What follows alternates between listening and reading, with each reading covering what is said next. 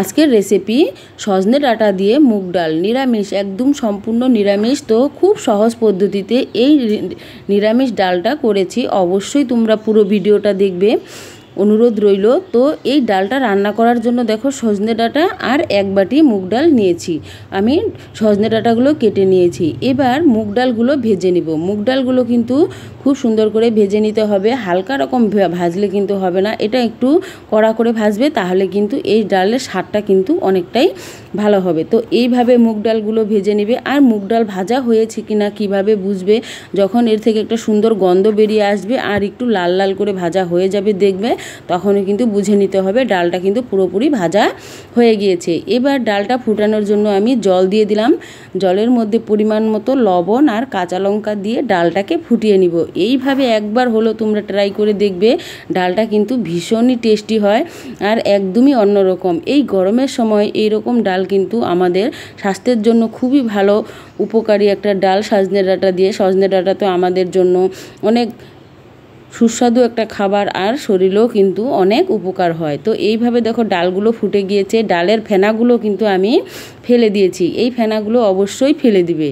আর একটা ম্যাশার দিয়ে ডালটাকে আমি ম্যাশ করে দিলাম, তাহলে কিন্তু ডালটা খুব সুন্দর একরকম মিলেমিশে যাবে। তো এইভাবে দেখো ডালটা সেদ্ধ হয়ে গিয়েছে খুব ভালো। এবার এর মধ্যে সজনে ডাঁটাগুলো যে কেটে রেখেছিলাম, সেই সজনে ডাঁটাগুলো দিয়ে দিব।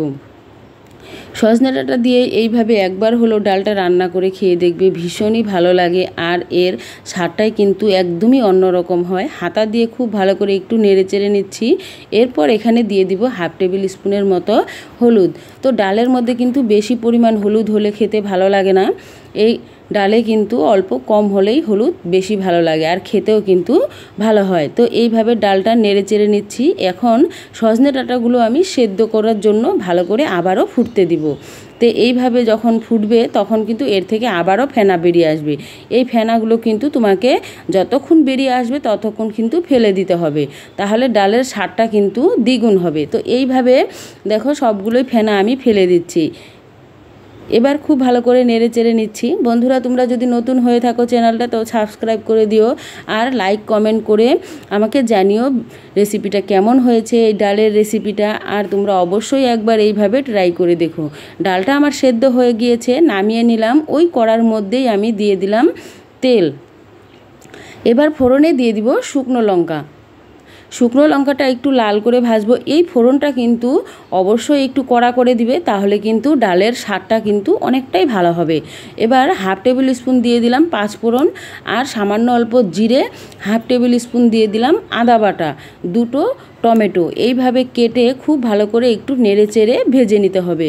এইভাবে ফোড়ন দিলে কিন্তু খেতে, সত্যি বলছি, এর গন্ধ এবং স্বাদ দুটোই কিন্তু অনেকটাই ভালো হয়। তো এগুলো একটু লাল করে ভেজে তারপর এখানে আমি দিয়ে দিব হাফ টেবিল স্পুনের মতো জিরে বাটা। জিরেটা আমি ভেজে গুঁড়ো করে রেখেছি ঘরে, সেই জিরে বাটাটা এখন দিয়ে দিব। জিরে বাটাটা দিয়ে হালকা নেড়ে চেড়ে নিতে হবে, কেননা এটা তো যেহেতু ভাজা জিরের গুঁড়ো, তো তেমন একটা না ভাজলেও হবে। তো এইভাবে একটু নেড়ে চেড়ে তারপর আমি দিয়ে দিব সেই সেদ্ধ করা ডাল।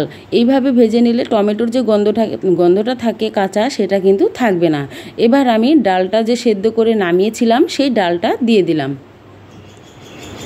এবার এই ডালটাকে আরও 2 থেকে 3 মিনিট তোমাকে ফুটাতে হবে। এইভাবে ফুটিয়ে নিলে কিন্তু অনেকটাই সুন্দর হবে ডালটা আর খেতেও কিন্তু ভালো লাগবে। আর অনেকেই চায় যে এটার মধ্যে অনেকে চিনি দেয়, কিন্তু আমি আজকে চিনি দিয়ে করিনি। তোমরা চাইলে কিন্তু নিরামিষ ডালে সামান্য একটু চিনি দিতে পারবে। চিনি দিলে এর স্বাদটা কিন্তু আরেকটু ভালো হয়। আর যারা চিনি না খাও তারা চিনি ছাড়া এভাবে করবে, এইভাবেও কিন্তু অনেক ভালো লাগে। তো দেখো ডালটা কিন্তু হয়ে গিয়েছে, ডালটাকে নামিয়ে নিলাম। তোমরা দেখো কি সুন্দর হয়েছে কালার এবং দেখতে, আর অনেকটাই কিন্তু ঘন হয়ে গিয়েছে। অবশ্যই তোমরা একবার ট্রাই করে দেখো। সকল বন্ধুদের কাছে অনুরোধ রইল। ধন্যবাদ সবাইকে।